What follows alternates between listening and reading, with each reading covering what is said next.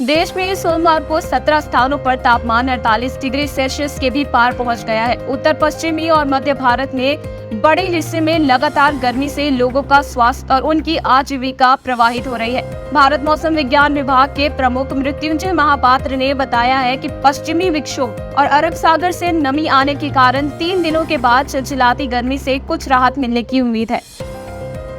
महाराष्ट्र के मंत्री और एनसीपी के वरिष्ठ नेता छगन भुजबल ने सोमवार को मांग की कि उनकी पार्टी को इस साल होने वाले विधानसभा चुनाव में लड़ने के लिए 80 से 90 सीटें दी जाए। इस पर महाराष्ट्र के उप मुख्यमंत्री और बीजेपी नेता देवेंद्र फडणवीस ने कहा कि भाजपा सबसे बड़ी पार्टी है और अधिक सीटों पर चुनाव लड़ेगी। एनसीपी की एक बैठक में बोलते हुए छगन भुजबल ने कहा है कि जब हम गठबंधन में शामिल हुए तो हमें विधानसभा चुनाव में लड़ने के लिए 80 से 90 सीटें मिलने का आश्वासन दिया गया था। हालांकि इस लोकसभा चुनाव में हमें लड़ने के लिए बहुत कम सीटें मिली है।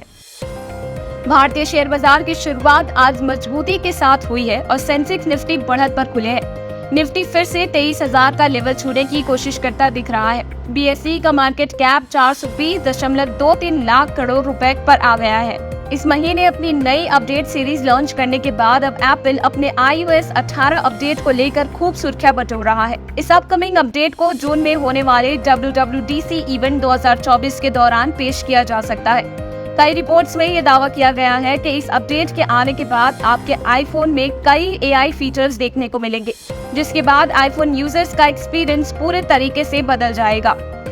पूर्व भारतीय क्रिकेटर अंबाती रायडू लगातार रॉयल चैलेंजर बेंगलुरु को आड़े हाथ ले रहे हैं। विराट कोहली को ऑरेंज कैप मिलने के बाद अंबाती रायडू ने रॉयल चैलेंजर बेंगलुरु और विराट कोहली पर निशाना साधा है। उन्होंने कहा कि आप ऑरेंज कैप जीतने के लिए नहीं खेलते हैं, बल्कि आप IPL ट्रॉफी जीतना चाहते हैं। अगर कोई टीम IPL टाइटल जीतती है तो उसमें तकरीबन सारे खिलाड़ियों का योगदान रहता है। हालांकि ये कोई पहली बार नहीं है जब अंबाती रायडू ने रॉयल चैलेंजर बेंगलुरु और विराट कोहली पर निशाना साधा है। इससे पहले भी वो RCB और विराट कोहली को आड़े हाथ लेते हुए नजर आए हैं।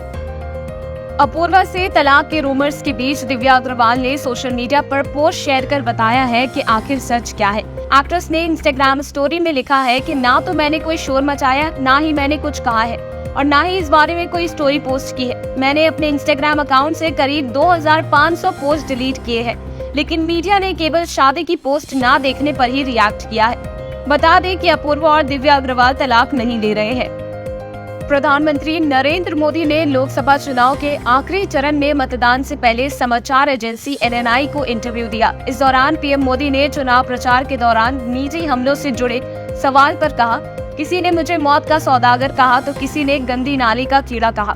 मैं 24 सालों से ऐसे दुर्व्यवहार सहने के बाद गाली प्रूफ बन गया हूँ। पीएम मोदी ने आगे कहा, संसद में हमारे एक साथी ने हिसाब लगाया था, 101 गालियां गिनवाई थी। तो चाहे चुनाव हो या ना हो, ये लोग मानते हैं कि गालियां देने का हक इनका ही है और वो इतने हताश निराश हो गए हैं कि गालियां देना और अपशब्द बोलना उनका स्वभाव बन गया है। इंग्लैंड ने 4 T20 मैचों की सीरीज के दूसरे मैच में पाकिस्तान को 23 रन से हराया। इंग्लैंड की जीत के हीरो कप्तान जॉस बटलर रहे।